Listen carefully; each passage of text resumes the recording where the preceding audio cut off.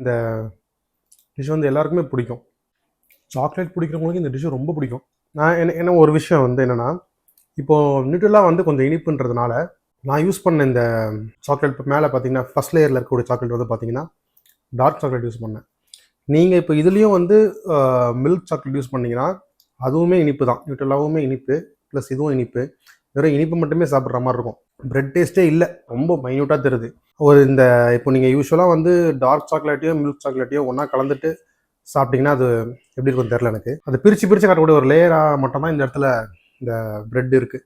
சாப்பிடும் போது அதோடைய டேஸ்ட் ஒன்றும் பெருசாக தெரில. நட்ஸ் உங்களுக்கு வேணும்னாலும் நீங்கள் அதிகமாக ஆட் பண்ணிக்கோங்க. நான் வெறும் பீனட் மட்டும் தான் போட்டேன். உங்களுக்கு வேணும்னா பாதாம் முந்திரி கூட நீங்கள் போட்டுக்கலாம். பட் இப்படியே சாப்பிட நல்லா தான் இருக்குது. ஏன்னா ரெண்டுமே நான் சொன்ன மாதிரி ரெண்டு டேஸ்ட்டையும் வந்து பிரித்து காட்டுற மாதிரி இருக்குது.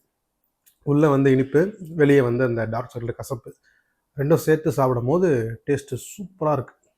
எனக்கு அவ்வளோ சாக்லேட் பிடிக்காது, அதனால தான் நான் டார்க் சாக்லேட் யூஸ் பண்ணியிருக்கேன். எனக்கு இனிப்பு பிடிக்கும், ரொம்ப பிடிக்கும் அப்படின்னா நீங்கள் வந்து மில்க்கும் யூஸ் பண்ணலாம். ஏன்னா லைட்டாக டிஃபர் ஆகும். மில்க் சாக்லேட் டேஸ்ட்டும் நியூட்ரெலா டேஸ்ட்டும் லைட்டாக டிஃபர் ஆகும். நீங்கள் அப்படியே பண்ணி பாருங்கள். ஆனால் இது நல்லாயிருக்கு. கொஞ்சம் உள்ள இனிப்பு, வெளியே கசப்பு அப்படின்ற மாதிரி. ஒரு தடவை இல்லை, 2-3 தடவை செஞ்சு சாப்பிட்லாம். நல்லா இருக்குது. ட்ரை பண்ணி பாருங்கள்.